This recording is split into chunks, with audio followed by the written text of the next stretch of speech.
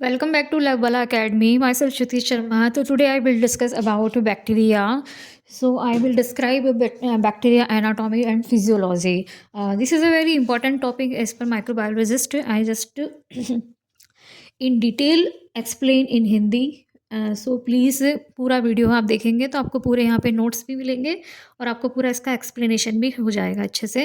तो देखिए बैक्टीरिया की जो एनाटॉमी होती है, जैसे ह्यूमन की एनाटॉमी होती है, ह्यूमन्स के पार्ट्स की एनाटॉमी होती है एवरी सिंगल पार्ट्स की, तो सेम अगर हम बैक्टीरिया की बात करें तो बैक्टीरिया एक प्रकार का क्या है, आप सबको मालूम है क्या है, एक माइक्रो ऑर्गेनिज्म है। ओके, तो माइक्रो ऑर्गेनिज्म मतलब कि सूक्ष्म, यानी कि सूक्ष्म जीव।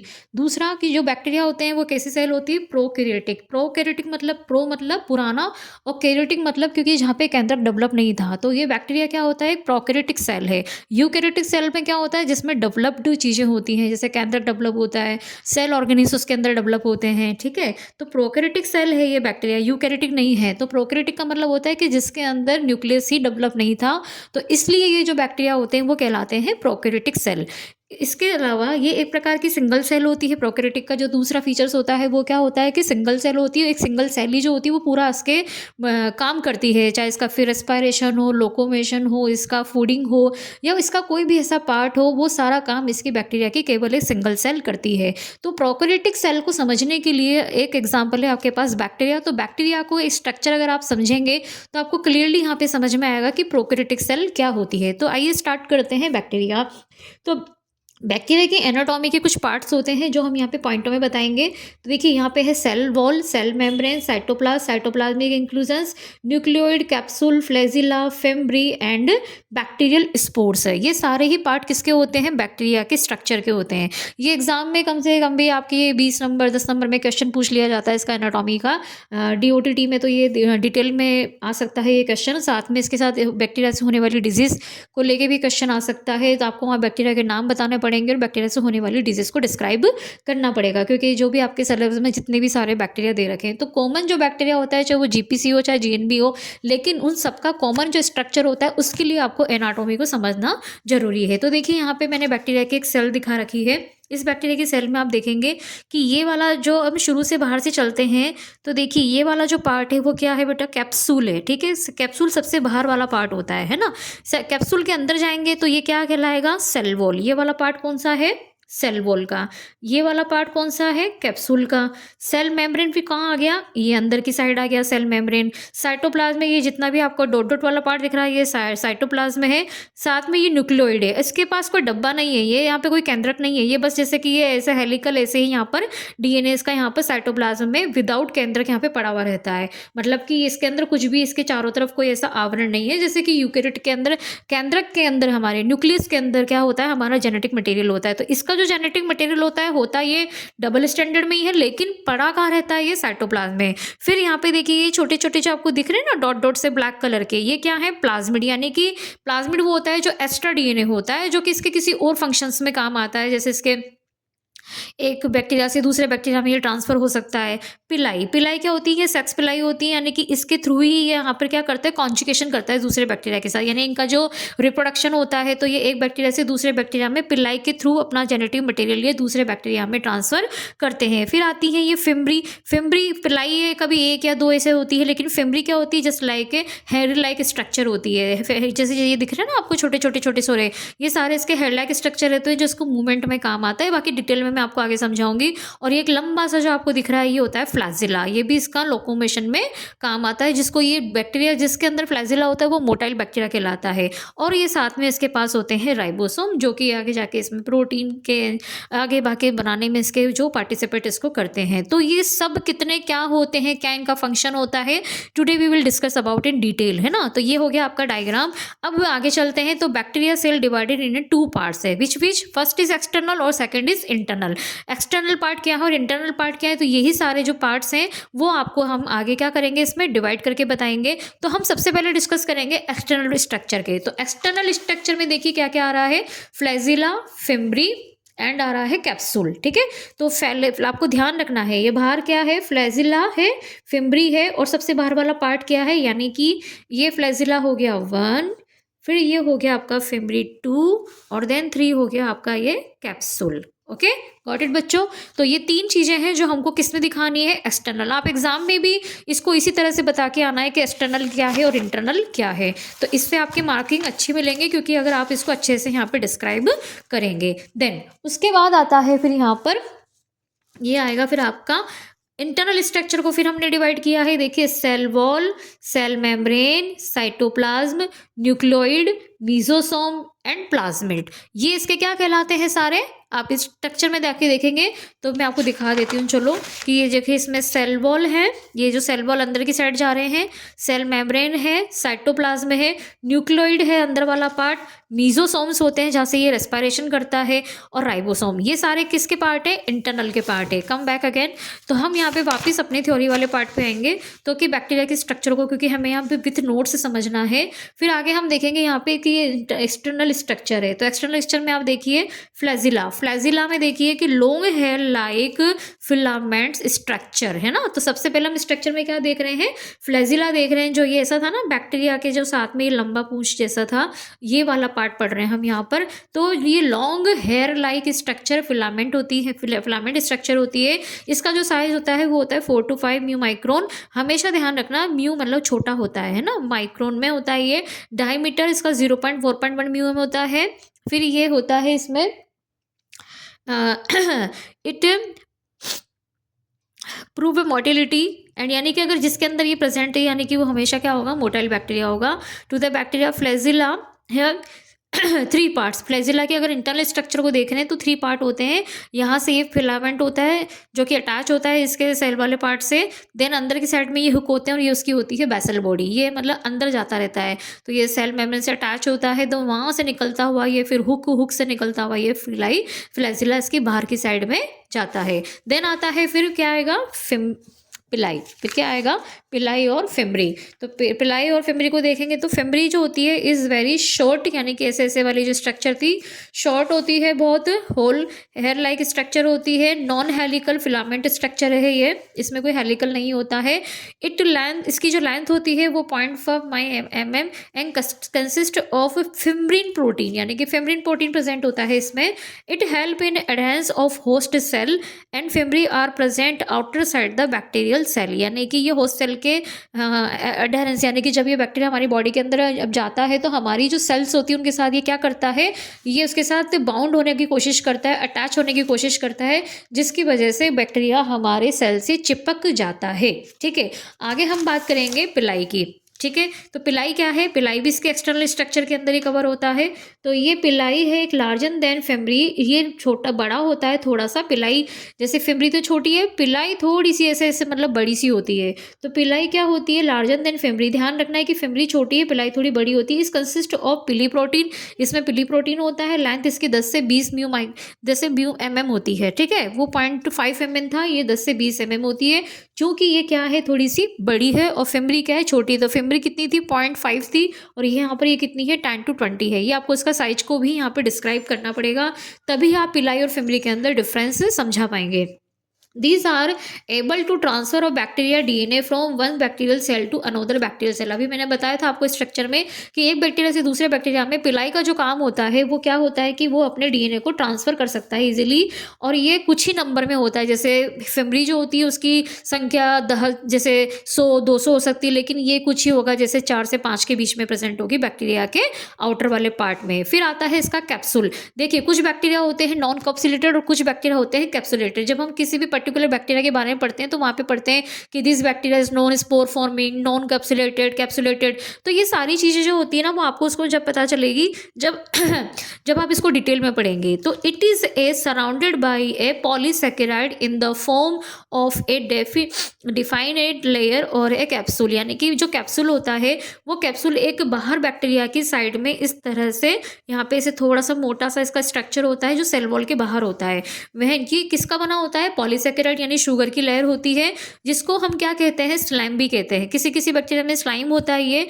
The capsule and slime help the bacteria to exert the host immune system by presenting phagocytosis, providing resistance to and help the bacteria to adhere the host surface। कहने का मतलब ये है कि कैप्सूल का काम क्या होता है कि जब ये किसी होस्ट के अंदर जाता है तो होस्ट की सेल उसको नष्ट ना कर पाए, या होस्ट के जो एंजाइम है वो, क्योंकि ऑब्वियसली हमारे बॉडी के अंदर सारे बहुत अम्लीय एंजाइम भी होते हैं, तो जब बैक्टीरिया एंटर करेगा तो वो उस पर अटैक करेंगे तो बैक्टीरिया अपने पास एक ऐसी चीज़ लेके जाता है अपने साथ में जो उसको रेजिस्टेंट करता है, जो उसको प्रतिरोध करने में उसको आसानी देता है, और वो आसानी से हमें डिजीज कॉज कर देता है, क्योंकि उसके पास भी तो अपनी आर्मी है, उसके पास भी तो अपनी ऐसी चीज़ है जिसकी वजह से वो हमें बैक्टीरिया क्या कर सकता है, हमें वो बीमार कर सकता है। ठीक है, अब ये देखिए स्लाइम का मतलब देखिए यहाँ पे एक तो ये स्लाइम होता है और एक होता है शीत। ये देखिए इस तरह से जो ये अमीबी टाइप की स्ट्रक्चर दिख रही है ना, ये स्लाइम होता है अगर कैप्सूल इस तरह से कभी फैला होता है तो। ठीक है, sheath, it is a hollow tube ये the like structure enclosing chain forming bacteria. Sheath अभी बताती हूँ मैं आपको आगे इसमें। ये देखिए इसमें इसके स्ट्रक्चर देखिए, आपको स्ट्रक्चर से समझ में आएगा। It provide mechanical strength to the cell, it is summarised association of the cell wall the plasma membrane. तो इस शीट में क्या करता है कि ये इसे 2-3 बैक्टीरिया जो होते हैं वो सारे इसके चारों तरफ एक शीट बना लेते हैं। स्लाइम में सिंगल था, यहाँ पे क्या है 2 से 3 है, तो ये क्या करते हैं शीट आवरण बना के और ज़्यादा मतलब ये एक्टिवली हो जाते हैं। तो ये इनकी फेगोसाइटोसिस प्रोसेस, इनके अंदर इजीली आप हमारे जो एंजाइम होते हैं वो इसके ऊपर इजीली अटैक नहीं कर पाते हैं, इससे आसानी से बैक्टीरिया हमें डिजीज कॉज कर सकता है। आगे हम बात करेंगे इसके फंक्शन की। तो ये बेसिकली क्या करता है, ये जो कैप्सूल होता है वो न्यूट्रिएंट का एब्जॉर्प्शन का काम भी करता है, यानी कि हमारे होस्ट में जाने के बाद हमारी बॉडी में जो न्यूट्रिएंट्स होते हैं ये कैप्सूल उसको क्या करता है, एब्जॉर्प्शन करने का काम करता है। तो आपको इसकी एनाटॉमी में इसका पार्ट और इसका फंक्शंस तो सबका बताना ही है, इसके अंदर पूरा डिस्क्राइब करना है। फिर आती है इसकी इंटरनल स्ट्रक्चर। इंटरनल में देखिए तो वो हमारे तीनों पार्ट कवर हो गए हैं, पिलाई, फेमरी और कैप्सूल, वो उसका एक्सटर्नल पार्ट था। Now this is a internal structure, cell wall, सेमिनम, cytoplasm, nucleoid, mesosome and plasmid. तो देखिए सबसे पहले हम देखेंगे cell wall is so much important in the prokaryotic cell. जो प्रोकैरियोटिक सेल होती है, कोशिका भित्ति जैसे प्लांट में भी प्रेजेंट होती है, तो यहाँ पे प्रोकैरियोटिक बैक्टीरिया है तो यहाँ भी सेल वॉल प्रेजेंट है। सेल वॉल प्रेजेंट है इसलिए इजीली धूल मिट्टी वगैरह सब जगह पे बैक्टीरिया प्रेजेंट हो, वायरस नहीं होते हैं। ये नॉन लिविंग ऑब्जेक्ट पे भी बैक्टीरिया 6 महीने तक, साल भर तक पड़ा रह सकता है। दीवारों पे, दरवाजों पे, खिड़की पे, फ्लोर पे, कहीं पे भी ये बैक्टीरिया प्रेजेंट हो सकते हैं, बिकॉज क्योंकि ये प्रोकैरियोटिक सेल और इनके पास क्या प्रेजेंट है, सेल वॉल प्रेजेंट है। क्योंकि सेल वायरस सेल नहीं है, वायरस एसेलुलर होता है, यानी कि वायरस कोई सेल नहीं है, लेकिन बैक्टीरिया क्या है, सेल है। तो the cell wall is a rigid structure which give shape of the cell and thickness is 10 to 25 nm। It positive and negative bacteria, it provide protection of cell. Cell wall of bacteria contain peptidoglycan layer, peptidoglycan layer also known as a murein, consist of sugar and amino acid. तो कहने का मतलब ये है कि ये जो होता है सेल वॉल वो बैक्टीरिया का सबसे इंपॉर्टेंट पार्ट है, जो कि ग्राम नेगेटिव ग्राम पॉजिटिव दोनों बैक्टीरिया में प्रेजेंट होता है। तो इसका फंक्शन क्या होता है कि ये प्रोटेक्शन करता है सेल की, यानी बैक्टीरिया की प्रोटेक्शन करता है। साथ में पेप्टिडोग्लाइकन, आपको वर्ड इसमें ध्यान रखना है, पेप्टिडोग्लाइकन शुगर की लेयर होती है जिसको म्यूरिन के नाम से जाना जाता है, शुगर और अमाइनो एसिड की ये बनी होती है। ये मैं इसको आगे समझाऊंगी आपको जीपीसी जीएनबी में इसकी लेयर पूरी डिटेल के अंदर। तो ये जो सेल वॉल होती है वो उसका मेन यानी कोशिका भित्ति इसमें इंपॉर्टेंट पार्ट है। अब इसका देखते हैं फंक्शन क्या होते हैं। तो फंक्शन में आप देखिए कि it is responsible for growth and cell division of the cell, यानी कि the main function of the cell is to help in the providing structural support, maintain shape of the cell and protect of from change the osmotic pressure and it carries the bacterial antigen that are component and virulence and immunity during inflammation. This cell wall is a different in gram positive gram negative bacteria. पहले हम function को समझते हैं। देखिए जो bacteria की जो cell wall होती है ना, उसका जो मेन काम होता है कि उसकी ग्रोथ या उसकी कॉलोनी को डेवलप करवाना। तो जब वो होस्ट सेल में जाएगा, अपनी कॉलोनाइज बढ़ाएगा, तो कैसे बढ़ाएगा, क्योंकि उसके पास सेल वॉल है, वो इजीली एंटर कर जाएगा। हमें ये इम्यून सिस्टम को हमारे को ये इफेक्ट करेगा। इफेक्ट करने के बाद ये अपनी कॉलोनी बढ़ाने के लिए इसकी जो स्ट्रक्चर होती है वो उसको शेप तो देता ही है सेल वॉल, साथ में ये इसको प्रोटेक्ट अट्रैक्ट भी करता है हमारे होस्ट सेल के, जो कि एंटीबॉडी अटैक करती है या हमारे एंजाइम अटैक करते हैं। उसके साथ साथ में हमारे वहाँ पे जो वाटर वगैरह प्रेजेंट होता है, तो कितना उसको न्यूट्रिएंट एब्जॉर्ब करना है, कितना नहीं करना है, वो सारा ऑस्मोटिक प्रेशर के अंदर आता है। तो वो काम भी कौन करता है? सेल वॉल करती है। इट कैरी एंटीजन, यानी कि ये एज ए कैप्सूल के ऊपर जो एंटीजन प्रेजेंट होते हैं, यानी सेल वॉल के अंदर जो टिकोइक एसिड्स होते हैं या फिर लाइपोपॉलीसैकेराइड्स होते हैं, ये सारे लिपिड एंटीजन इसके ऊपर प्रेजेंट होते हैं, जो कि इसका वायरुलेंस का मतलब होता है आक्रामक, यानी अटैक करना। तो ये हमारी क्या करेंगे? हमारी इम्यूनिटी को ये क्या करते हैं? डाउन करते हैं, जिससे हमें फीवर आता है, सिम्टम्स आते हैं, हमें उल्टी होती है, दस्त होते हैं, हमें कफ आता है। तो ये सारे हमें कौन करता है? इसकी सेल वॉल की जो स्ट्रक्चर होती है उसी के अंदर सारे एंटीजन प्रेजेंट होते हैं। और ये बाकी साथ में ग्राम नेगेटिव और पॉजिटिव में की जो स्ट्रक्चर होती है वो थोड़ी डिफरेंट होती है, जो कि हम आगे डिटेल में कवर करेंगे। तो सेल वॉल अभी यहाँ पे मैंने दिखाया है फर्स्ट ग्राम पॉजिटिव बैक्टीरिया। तो बच्चों, अगर आप मैक्रोबायोलॉजी पढ़ रहे हैं और माइक्रोबायोलॉजी का ये सबसे बेसिक टॉपिक है, अगर आपको बैक्टीरिया की सेल वॉल अगर समझ में आ गई है तो आपको ग्राम स्टेन भी समझ में आ जाएगा, क्योंकि ग्राम स्टेन का जो प्रिंसिपल है वो पूरा सेल वॉल पे टिका हुआ है। तो जिन भी बच्चों को जीपीसी और जीएनबी के बीच में डिफरेंस समझना है तो आप उसके ध्यान रखें कि सेल वॉल की क्या स्ट्रक्चर होती है, तभी आपको उसका समझ में आएगा। तो ग्राम पॉजिटिव बैक्टीरिया थिकनेस जो होती है वो 30 to 40 nm की होती है, यानी कितनी होती है? थिकनेस ज़्यादा होती है, यानी कि ग्राम पॉजिटिव बैक्टीरिया की जो सेल वॉल होती है वो 30 to 40 mm, 90% of the cell wall part इसका पेप्टिडोग्लाइकन वाला होता है, which consist of large amount of teichoic acid which is a polymer of एल्सिडोल ऑफ रेपिडोल। The acid part of the cell wall help on antigenic determination, यानी कि जब भी कोई सेल वॉल या ग्राम स्टेन की जाती है तो इसका जो मेजरली पार्ट होता है वो टिकोइक एसिड और पेप्टिडोग्लाइकन लेयर का होता है। देखिए पेप्टिडोग्लाइकन यहाँ पर मोटी है, लेकिन अगर हम जीएनबी की बात करेंगे तो वहाँ पे वो पतली होगी, है ना। और बाद में इसके ऊपर में क्या होते हैं? टिकोइड। ये टिकोइड एसिड जीएनबी में प्रेजेंट नहीं होते हैं, किस में प्रेजेंट होते हैं? जीपीसी में, क्योंकि हम क्या पढ़ रहे हैं अभी हम क्या पढ़ रहे हैं? जीपीसी की सेल वॉल पढ़ रहे हैं। तो ये ध्यान रखना है कि ये जो स्ट्रक्चर है बेटा, ये किसकी है? जीपीसी की सेल वॉल की है। तो जीपीसी की जो सेल वॉल होती है, देखिए सबसे मेजर पार्ट इसका टिकोइक एसिड है, देन पेप्टिडोग्लाइकन है, और ये नीचे हमने प्लाज्मा मेम्ब्रेन को बता रखा है। बस बहुत सिंपल सा स्ट्रक्चर है। ग्राम स्टेन में ये क्रिस्टल वॉयलेट से ब्लू कलर का जो कलर आता है वो बेसिकली इसी पेप्टिडोग्लाइकन की स्ट्रक्चर के कारण उसका पर्पल कलर आता है, क्योंकि पेप्टिडोग्लाइकन इसमें ज़्यादा प्रेजेंट होता है तो वो ब्लू कलर देता है। ठीक है, इसी के साथ हम आगे देखते हैं ग्राम नेगेटिव की बैक्टीरिया की सेल वॉल देखेंगे। तो यहाँ पे देखिए major surface antigen of gram positive bacteria, teichoic acid यहाँ पे एज ए एंटीजन है जो कि जीपीसी की सेल वॉल पे प्रेजेंट होता है। ठीक है, फिर आगे चलते हैं हम जीपीसी पे। तो देखिए जीपीसी क्या होता है कि gram negative cell wall O antigen है सबसे बाहर, आउटर है, देन लाइपोपॉलीसैकेराइड है, देन आउटर मेम्ब्रेन है। फिर यहाँ पर ये लिपिड ए प्रेजेंट है, यहाँ पर लाइपोप्रोटीन प्रेजेंट है। तो देखिए यहाँ पे अगर मैं बात करूँ तो ये आपका हो गया सेल मेम्ब्रेन, सीएम वाला पार्ट हो गया। फिर यहाँ पे ये जो होता है वो होता है पेरीप्लाज्मिक स्पेस, जो कि जीपीसी में प्रेजेंट नहीं होता है। फिर थोड़ा सा आप और ऊपर चलेंगे तो यहाँ पे क्या प्रेजेंट होते हैं? ये लिपिड ए प्रोटीन है। क्या है ये? लिपिड ए प्रोटीन है।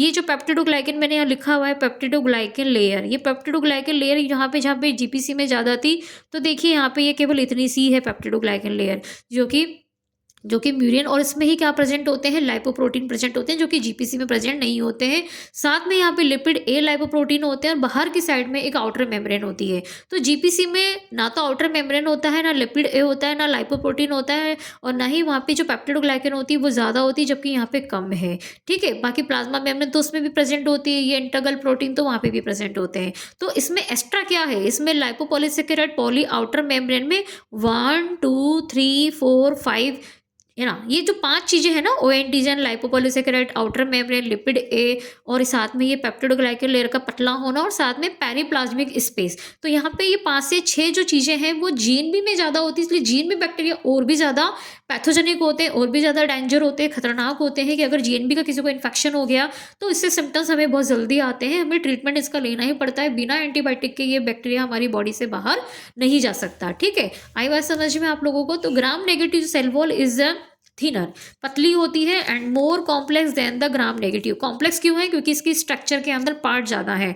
तो पेप्टिडोग्लाइकन इज वेरी थिन, जबकि हम बात कर रहे हैं जीपीसी में तो यहाँ पे जीपीसी की जो पेप्टोग्लाइकन लेवल होती है वो 2 से 3 ही होती है, क्योंकि कम है ना इसकी साइज। पेप्टोग्लाइकन यहाँ पे क्या है, जरा सी है। जबकि जीपीसी में देखेंगे तो जीपीसी में देखेंगे तो कितना सारा है, ये देखिए इतना बड़ा मोटा पार्ट है।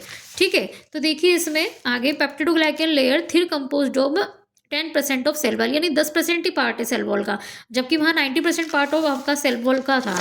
कौन, पेप्टिडोग्लाइकन लेयर। अब आगे बात करते हैं लाइपोप्रोटीन, मोस्ट एब्डुवेंट प्रोटीन होते हैं ये।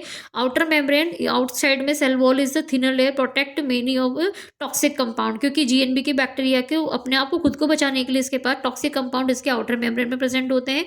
पेरीप्लाज्मिक स्पेस जो होता है वो होता है cytoplasm membrane and outer membrane के बीच वाला जो पार्ट होता है वो उसका पेरीप्लाज्मिक स्पेस कहलाता है। इसको होलोप्लाज्मिक स्पेस के भी नाम से जाना जाता है। इसके साथ में लाइपोपॉलीसेकेराइड जो होते हैं वो एंडोटॉक्सिन होता है और वो नेगेटिव की सेल वॉल में ही प्रेजेंट होता है। लिपिड ए जो होता है वो भी एक टाइप का protein attach to polysaccharide layer. Lipid A भी प्रोटीन ही होता है जो कि अटैच होता है किससे, पॉलीप्लाज्मिक पॉलीसेकेराइड लेयर यानी पेप्टिडोग्लाइकन से ये क्या होता है, अटैच होता है। ओ एंटीजन ये भी एक टाइप का टॉक्सिन सी है, स्पेसिफिक लाइपोप्रोटीन सेकेराइड एंटीजन है ऑफ नेगेटिव सेल वॉल, यानी जब भी कोई जीएनबी हमारी बॉडी में जाता है तो उसका जो एंटीजन होता है वो ओ एंटीजन ही होता है। तो सेल मेम्ब्रेन की बात करें तो इसकी सेल मेम्ब्रेन जो होती है बहुत ही ज़्यादा स्मूथ होती है और इसको प्लाज्मिक इस मेम्ब्रेन के नाम से भी जाना जाता है। It also known as a cytoplasmic membrane cell of bacteria is composed of phospholipid and protein, यानी इतनी ही हमें जानकारी देनी है एग्जाम में भी, इससे ज़्यादा हमें डीप में नहीं लिखना है फिजियोलॉजी में। तो मेम्ब्रेन बैक्टीरिया जो होती है वो किससे बनी होती है, फॉस्फोलिपिड एंड प्रोटीन की बनी होती है। Function of cell membrane, function देखें तो क्या है इसका, मैंने आपको बोला है कि फिजियोलॉजी में आपको उसके पार्ट भी डिस्क्राइब करने हैं और आपको इसके सेल मेम्ब्रेन का फंक्शन भी बताना है। तो it regulate the flow of molecules into and out of the cell and it play a circular role in the nutrient take and waste material. This is act as a semi permeable selectively membrane all among only selected material to more inside the cell and outside the cell. It contain a periplasmic protein is the transport of the nutrient and ions. The cell membrane consists of a phospholipid of layer. कुल मिला के बात ये है कि हमारा जो ये ग्राम नेगेटिव बैक्टीरिया की जो सेल मेम्ब्रेन वगैरह जो होती है ये सभी इसको क्या करती है, इसकी मेम्ब्रेन सेलेक्टेड मटेरियल का ही सिलेक्शन करके इसकी बॉडी के अंदर डालती है, किसके, बैक्टीरिया के। उसको ध्यान रखती है कि उसको कौन सी चीज़ उसकी बॉडी के अंदर जाएगी, कौन सी चीज़ उसकी बॉडी के अंदर नहीं जाएगी। सबसे इंपॉर्टेंट पार्ट इसका सेल वॉल है, वो आपको ध्यान रखना है। सेल मेम्ब्रेन भी इंपॉर्टेंट है पर सेल वॉल ज़्यादा इंपॉर्टेंट है। ठीक है, इसके साथ में साइटोप्लाज्म की बात करें तो इसके साइटोप्लाज्म में इनसाइड में क्या होता है, कलरलेस होता है, थोड़ा सा विस्कस भी होता है, consist of water, protein, nucleic acid इसमें प्रेजेंट होते हैं, कार्बोहाइड्रेट, लिपिड, इतने जितने भी एसेंशियल एलिमेंट होते हैं इसके साइटोप्लाज्म में ही प्रेजेंट होते हैं जो उसको लिविंग का काम करते हैं, यानी इसको अलाइव रखते हैं। मेम्ब्रेन बाउंड ऑर्गेनल और साथ में कुछ बहुत कम ऐसे ऑर्गेनल्स होते हैं जो कि मेम्ब्रेन बाउंड होते हैं। बाकी प्रोकैरियोटिक सेल है तो इसमें ज़्यादातर सारे विदाउट मेम्ब्रेन बाउंड ही होते हैं। तो फंक्शन ऑफ साइटोप्लाज्म का क्या है यहाँ पर कि सेलुलर ग्रोथ देता है, इसको ये रेप्लिकेशन में सहायता देता है और बाद में इसमें इसके अंदर जितनी भी मेटाबॉलिक, जैसे हमारे अंदर मेटाबॉलिक रिएक्शन होती है ना ह्यूमंस, वैसे बैक्टीरिया में भी होती है, हर लिविंग सेल में होती है। तो उसके अंदर भी क्या होगा, सेल है तो वहाँ पे मेटाबॉलिक रिएक्शन होगी, एंजाइमेटिक रिएक्शन होगी, क्योंकि वो भी फूड ले रहा है, रेस्पिरेशन कर रहा है, सब कुछ कर रहा है। तो वो कौन काम करता है, साइटोप्लाज्म इसमें इसके अंदर प्रेजेंट होता है जो कि वो काम करता है। फिर आता है न्यूक्लियोइड यानी जेनेटिक मटेरियल। हर लिविंग सेल का कोई ना कोई जेनेटिक मटेरियल होता है, तो बैक्टीरिया में भी डीएनए प्रेजेंट होता है जो कि डबल स्टैंडर्ड होता है, located in A reason called nucleoid, यानी कि यहाँ पे न्यूक्लियस को किस नाम से जाना जाता है, nucleoid. Unlike eukaryotic cell, bacteria cell, bacterial DNA is a present in a cytoplasm is called from which known as a nucleoid. ये ध्यान रखना है कि बैक्टीरिया को, न्यूक्लियस को आपको एज ए न्यूक्लियोइड डिफाइन करना है।